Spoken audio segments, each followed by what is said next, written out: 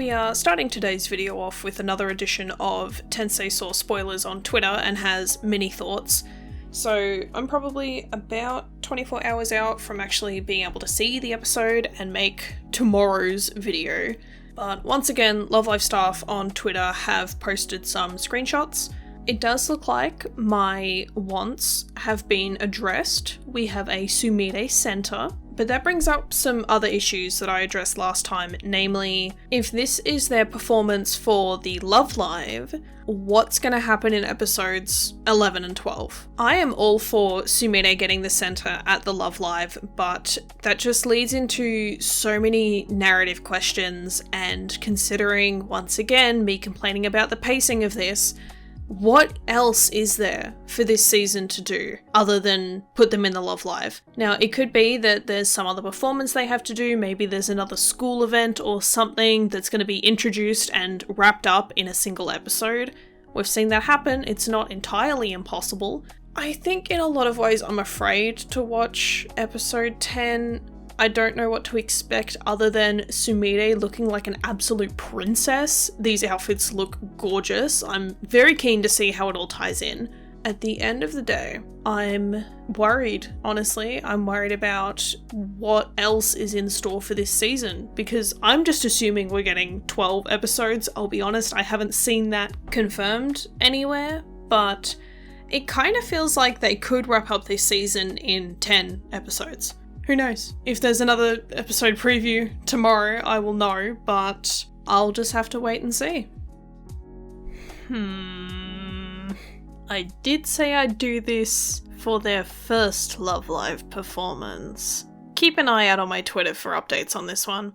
Okay, so this episode pretty much delivered everything that I have been asking for since Sumire was introduced. I think overall this episode is probably my favourite, not just because it's got such a huge Sumire focus, but because we got a lot of emotional development, mainly from Sumire and Cuckoo, but kind of from the group as a whole. I think in general the pacing for this episode was, well, it started really good, and then when they threw us straight into the insert song, I felt like, you know, we got a bit of information about the preliminaries and the concept of that, but not really any info on, like, I guess anything else. It's like, we don't have enough time or space to put every single school on the stage. So instead, we're going to put every single school on their own stages within their own little areas, and we're going to judge based on that. I don't know, that felt kind of weird, but rap is a very rough theme for idols, and I can see why the writers went in that direction. It's something new, it's something that they can sort of toy with, and it's something that none of the other girls could really do. Aside from Chisato, obviously, but we saw why she wasn't fit for center. I'm surprised that she didn't kick anything over in the room. To sidebar for a little bit, I was once exhibiting at a convention and somebody was doing sort of spin kicks like that in the artist's alley right in front of my table in what was not a massive room. There wasn't a whole lot of space, and mind you, it was not very busy at that point, and one of his mates noticed me and said, "Oh, don't worry, he's not going to knock over your stuff." And I was like, he better not. But I guess seeing that, I know that you can have control over, like, doing breakdance kicks like that, but it's still mortifying to see. But, you know, whatever. Sumire rapping, ooh, I really like that. That was cool. She slayed in this episode. I just, ooh. Now, when they introduced the rap theme, I thought there's no way they're gonna rap in those outfits. The contrast there is too big. Like, maybe they're gonna not work it out, maybe there's something that stops them from actually getting to the Love Live, but then I remembered this is Love Live, of course they're gonna get there in the end. There was just a split second there where I thought maybe there was gonna be a bigger conflict here, but obviously not. Cuckoo being so ruthless about Sumire being center and maintaining that throughout the whole episode, even when she was on board with it, being like, no, you're the center because we said so. Not out of pity, not because you haven't done it before. because we as a group chose it. And I've already put the effort in. I made the outfits. You cannot back down. You can't do that to me. I thought that was really cool, and the emotional development that we got from both Sumire and Cuckoo as individuals and as a duo was excellent. The writing in this episode was really, really, really good. I feel like we really needed that, particularly for Sumire because she has kind of been overlooked. I think it's good that the characters that had the most conflict had that emotional development. It's very good writing, and that it was an excellent choice for Sumire to overhear that phone call. I think overall this is definitely my favourite episode. I probably said that already, and I'll say it again, no doubt. I really like that Cuckoo specifically made Sumire's outfit extra, because that's something that we hadn't really seen with the previous outfits. I guess it's been a little tricky to really do that because they haven't had 5 girls, but even the Ren outfits were very, very similar, and obviously that was for the nostalgia factor of Ren wearing her mum's costume, but this time they put an emphasis on the fact that Sumire's outfit was bigger and sparklier than the others, and I love that. I think that's great. One issue that I have is that I resonate with Sumire so much it hurts. Just her whole story arc and the whole I've been in showbiz, but now I have the opportunity to be the center of attention. I can't handle it. That, oh man, it hits too close to home, you know? The way that Love Live dealt with it, I think, was very good because it wasn't canon again. And I've gone on and on about how this is just canon, the show. But this time we did get a decent amount of focus on everyone else, because in previous episodes that have been about other characters, we've still had a very big canon focus, but she, Chisato, and Ren took a backseat in this episode, and I thought that was fantastic. I wouldn't have minded if Ren had more of a role, but that can muddle the story, particularly when in this kind of format you are setting up and resolving plot arcs within one episode. I think that's my biggest issue with the pacing for Love Live Superstar, is that's exactly what they're doing. They're setting up a problem, an issue, something to overcome, and then resolving it within 20 minutes. And that's fine, you can do that. But it makes the show feel more like a non-cohesive story. Sort of the kind of thing you'd find in a show like Kim Possible or The Office, for example. Like, there are overarching plot lines, but each episode has its own story that usually doesn't break out of its little 20-minute, 30-minute bubble.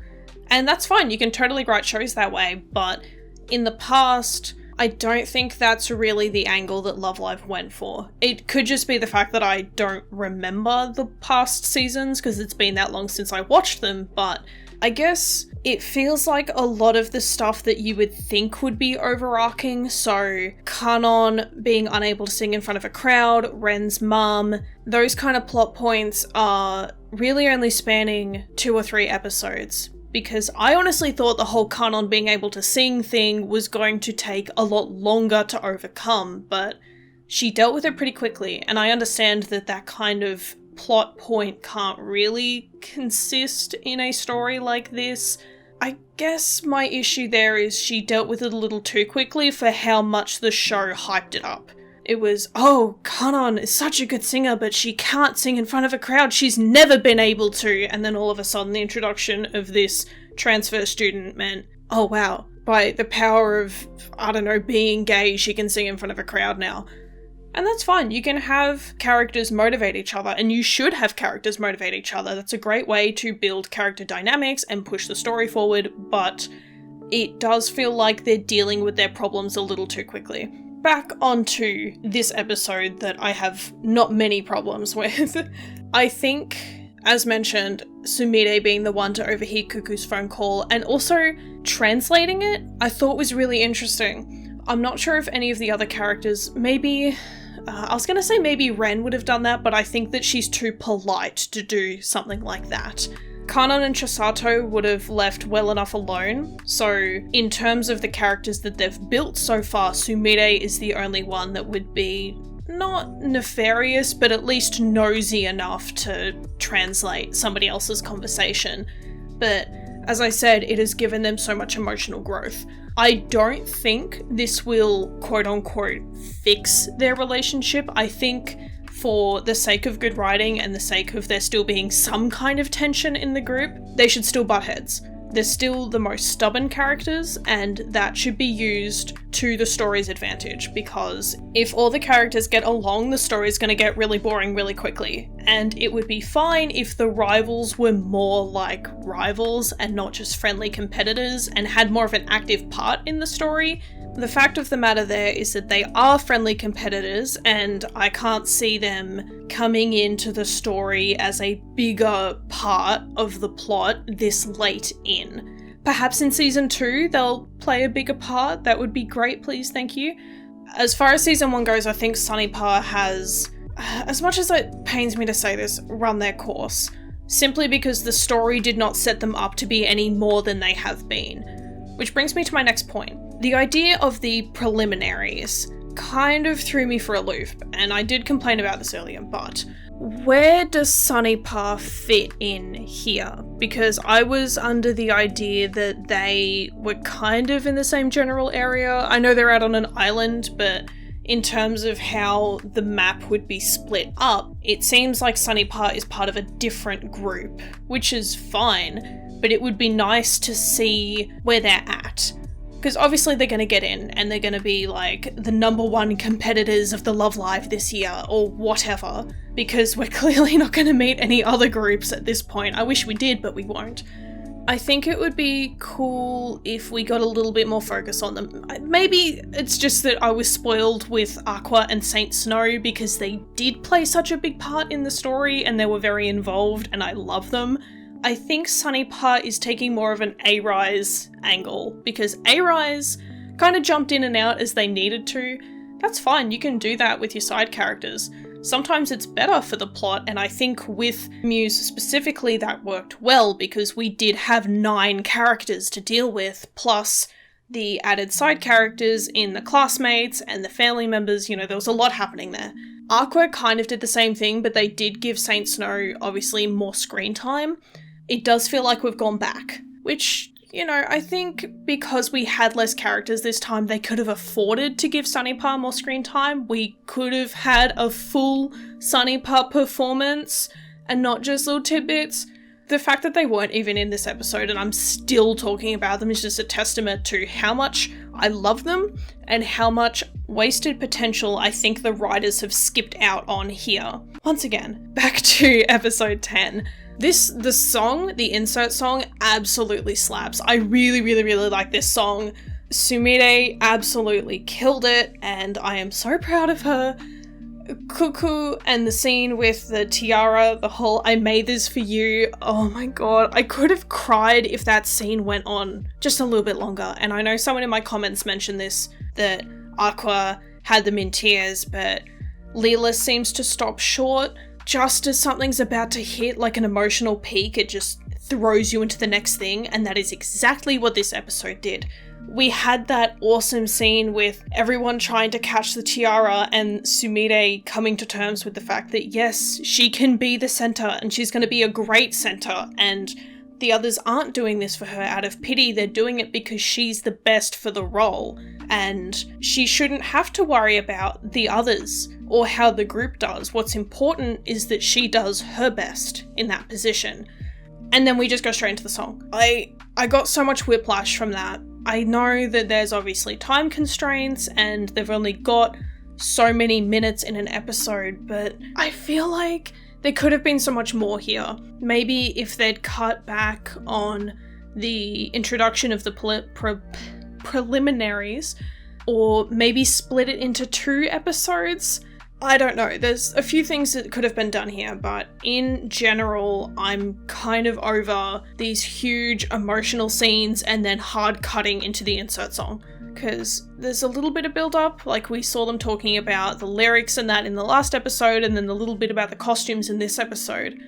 One thing that I'm actually kind of happy Liella has done is moving away from having specific characters for specific roles. And although they do have that, and they did address that kind of in this episode, it's not as contrived as it has been. Like, oh, Maki's our composer and Ellie's our choreographer. Like, no, it almost feels like, aside from Cuckoo creating the costumes, I guess in a way they all kind of play a part, but I think that's just because they've been so vague about it.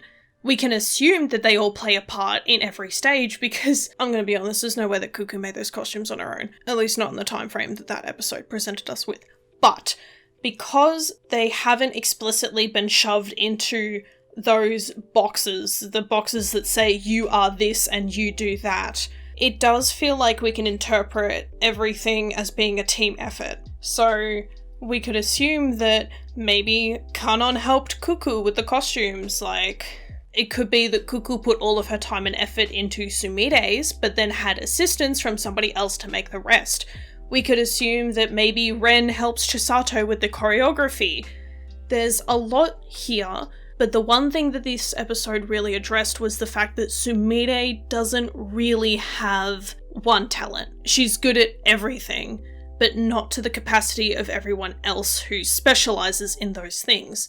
And that was really interesting. I thought it was cool that they brought that up because in the past, they haven't had this sort of capacity to do that. They've had too many characters, and it makes sense that some of them are just going to be members. They're not going to be the choreographer or the songwriter. To have every character fit a role except for one is an interesting approach, but at the same time, there's not a lot that they can really do with the hole that they dug themselves in that regard. The world has set up that school idols have to do everything on their own, and we know that it would be a lot of work and near impossible for high school students to produce the amount of stuff that the school idols in Love Live produce.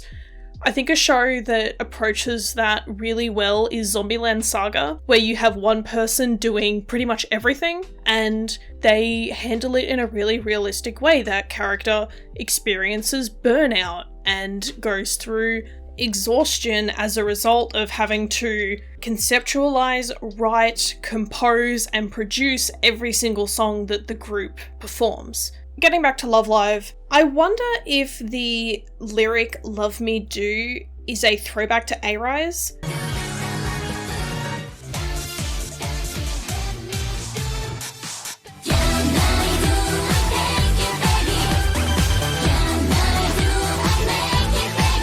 I think it would be really cool if it was, and I've spoken about throwbacks before because I love throwbacks. They're so cheesy, but they just get me right in the heart.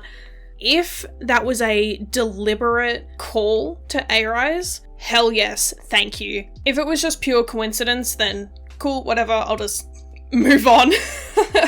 But I hope that it was a reference to A-Rise. I think that would be very, very cool. Chisato's solo scene in that song, I had not considered Chisato. Like, I think she's very cool, but I hadn't considered her in sort of my mental ranking of the characters. Not that I've put that into writing at all, but she definitely jumped up. I think that seeing her do some more interesting moves, because in that sort of montage of solo lines, all the characters did like a bit of a cool thing, and then Chisato's was a lot more elaborate than the others, and I love that we're seeing that dance background actually show up in songs. Again, here we go. Tensei's going to talk about Show Don't Tell. We are seeing that Chisato has a dance background, and I think that's really important. It is visual storytelling, and it's a reminder that that's where she came from.